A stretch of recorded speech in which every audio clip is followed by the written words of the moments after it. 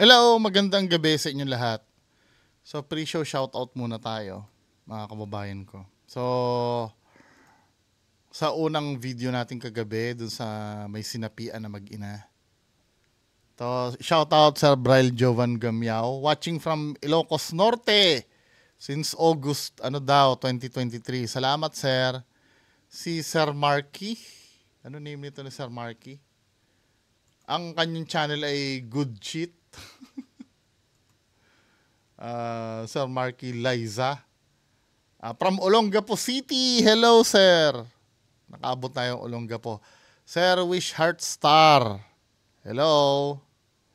Ma'am Imelda Basquines. Sir Momong. Hello. Sabi gano'n ni Sir Momong, as a skeptic baka may mental health problem lang.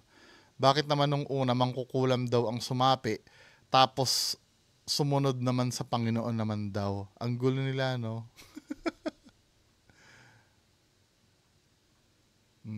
Sir Joven TV, hello. Sabi ni Sir Marco, sa first clip, sir, check mo yung shoulder ng bata sa mirror. Sa kanan, madumi yung pagkakrap. Hindi pa na pumantay. Sige, checking ko nga. Hindi ko na nakita. Pero hindi, may mga time kasi na kahit hindi mo i-explain ng isang video, obvious na peke. May nagpasa nga sa akin ng anong name nga ni sir? May nagpasa sa akin nung tutorial kung paano gawin 'yon sa After Effects. 'Di ba? Yung bata, yung reflection niya gumalaw. Hello, Sir GC719. Ma'am May Malagenya, hello. Sir, anong basa dito? Gayan. Sir, ay, ma'am pala, sorry. Ma'am Gayan. Nagkaganyan ako last 2023. Ano po yun?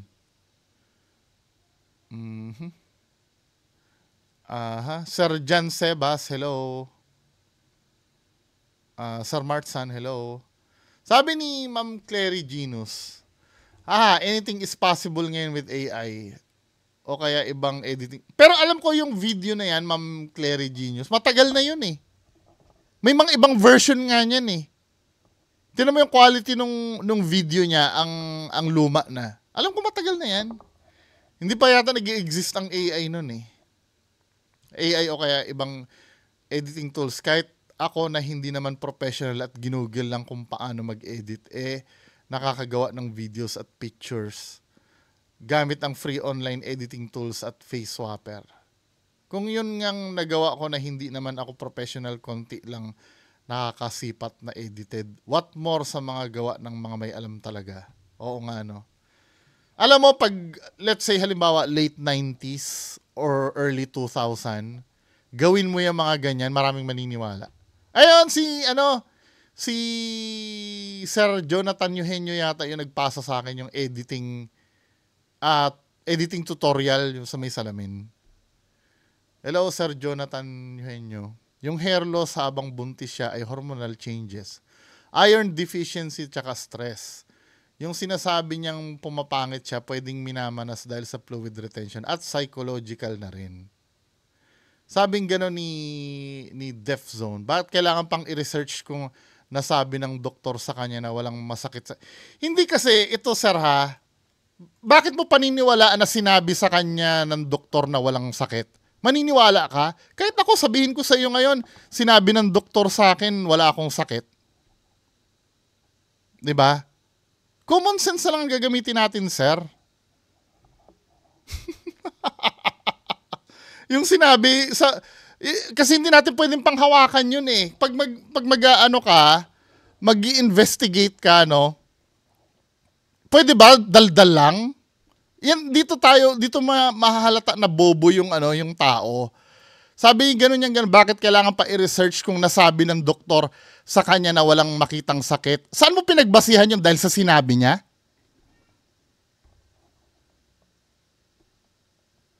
Diba? Sinabi niya lang yun eh. Ano ba talaga ang ginawa niya?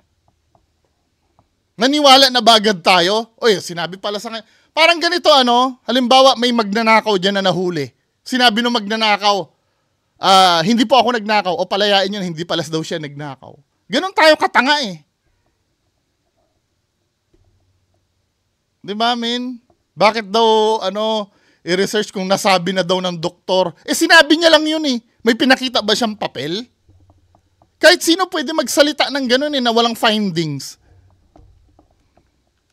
Di ba? So it means kung ikaw ang nagkakasakit na cancer tapos di ka nagtiwala sa doktor mo, isa-search mo pa din.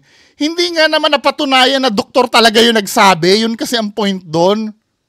Bugok ka, nagpa-doktor ka pa, bungo kung wala kang tiwala sa doktor mo.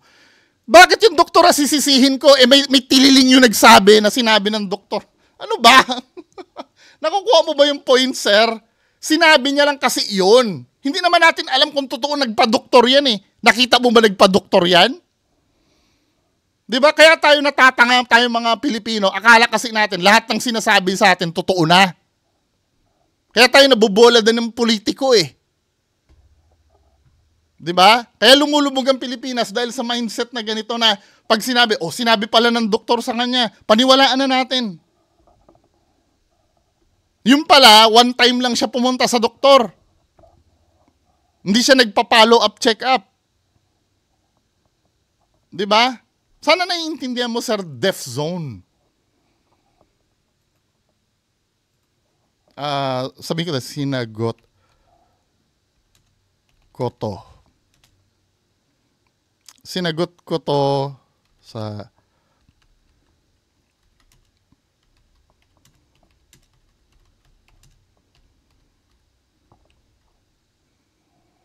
mamayang 9 PM.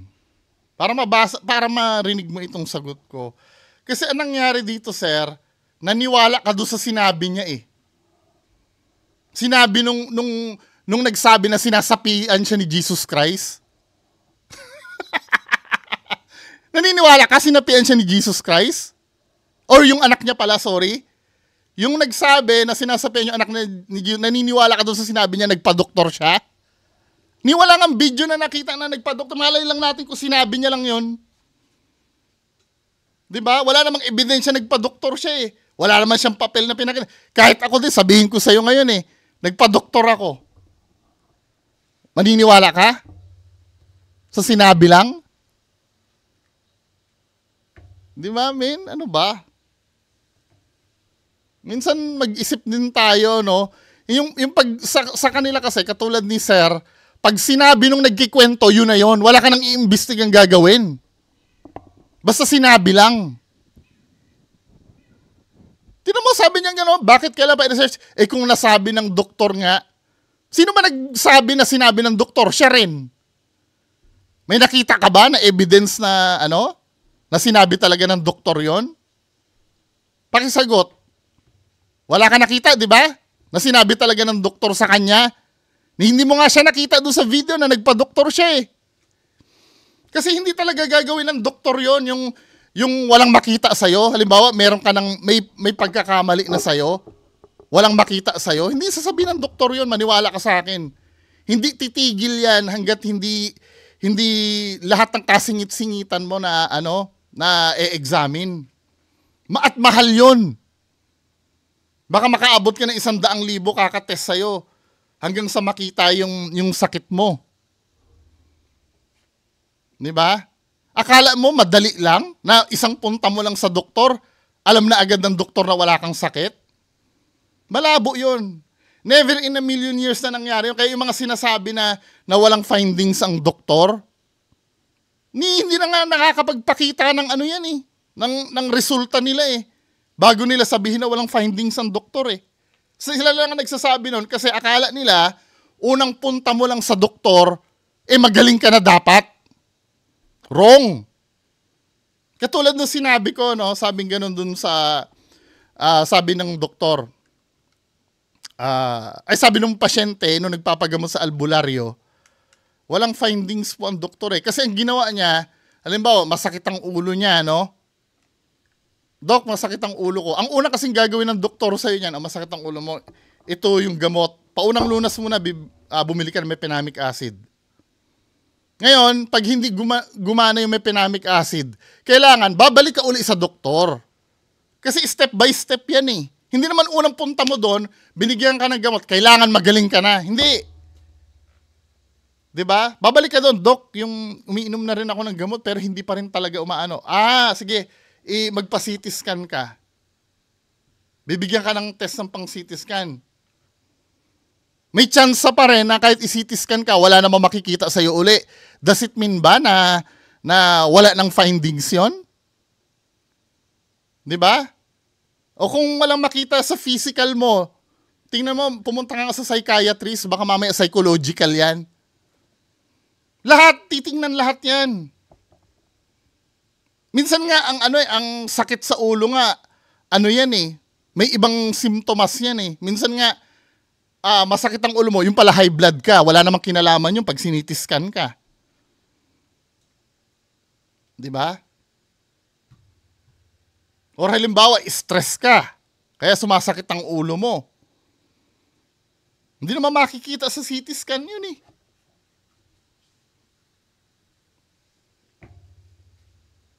Tapos sabi niya pa sa akin, di mag-imbestiga ka sa problema ng mag-ina kung naghihinala ka. Sabi, ano ba nang ginagawa natin ngayon? Ay, Diyos ko. Kababayan ko. Pag talaga bobo yung yung ipipilit nilang totoo, ito yung sinasabi ko sa inyo na na pag autopaniwala agad ang tao, ganyang kabobo, ilalaban niya talaga. Na kung tutuusin, mas makatotohanan sa kanyang maniwala na sinasapian yung tao kaysa sa may medical condition.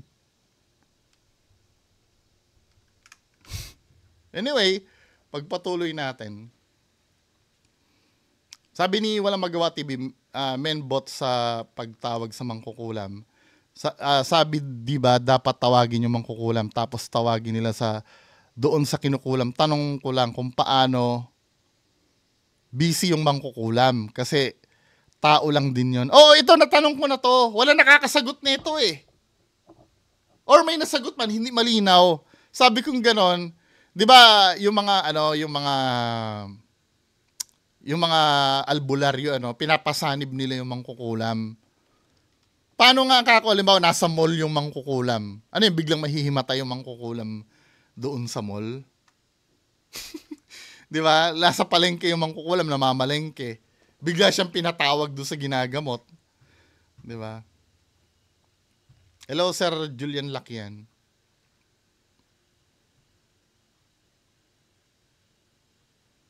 Tapos sabi ko, I feel you, takot ka sa multo, Sir Bungo.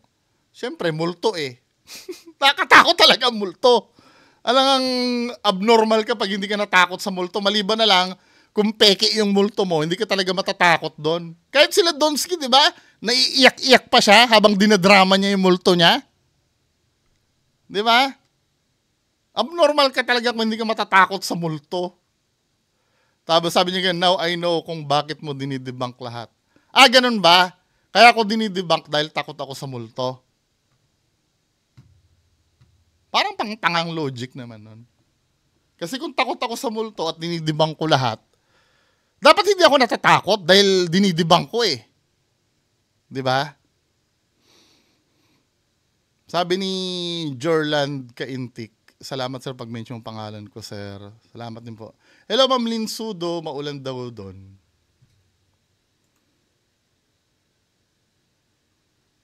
Next. Sabi ni, hello, Sir Cordapio. Di na virgin yung puwet mo kakamotor. Part pa rin ng NCR yung Marilaki. Part pa rin ba? Sa bagay, Marikina, Laguna, Quezon daw yan eh. Ibig sabihin na Marilaki eh. Marilaki, Marikina. Tama ba ako? Baka mali ako Pero yung nasabi sa akin Marikina, Laguna, Quezon. Marikina, NCR, di ba? Hello, Ma'am Jen Fern.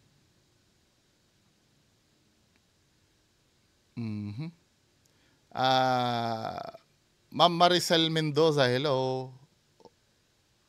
Sa Spain si Ma'am Maricel Mendoza. Sabing gano'n ni Ma'am Chinky Poblete. Di ba buhok 'yon?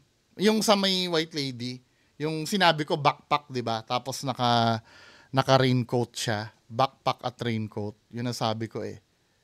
Sabi niya gano'n, hindi ba daw buhok yon? Hindi siya buhok kasi if buhok yun, ma'am, hahanginin yun eh. Makikita mo gumaganon-ganon ang buhok. Sa bagay, ang buhok ba ng multo hinahangin? 'Di ba? Hindi naman sila physical, 'di ba? Pero kung yung ano nga tama ha. Balikan nga natin yung kasi baka mamaya ang idahilan, hindi talaga hahanginin yun kasi ang multo kasi hindi naman hinahangin ang multo. Pero bakit yung damit ng multo hinahangin? Yung buhok niya hindi. So, balikan nga natin yung video na yun.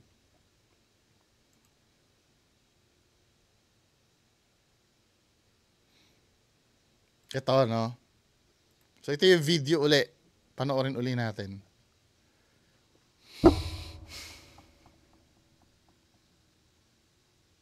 Bagal. Ang angkas. 'Di ba?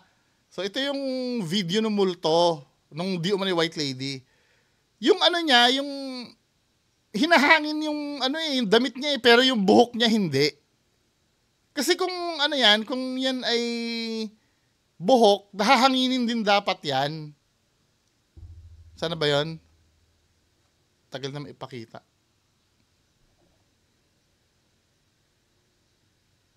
Yung mismong video. Ayan oh. Nakita mo hinahangin yung hinahangin yung damit niya ba't yung buhok niya hindi? Ibig sabihin naka-strap yan. Backpack ito. 'Di ba? Kasi kung buhok yan, unang-una ang liit naman ng ni katawan ni white lady. 'Di ba? Tsaka yung buhok man lang sana gumaganon-ganon man lang sana yung buhok. Pero hindi steady lang yung damit niya hinahangin Next.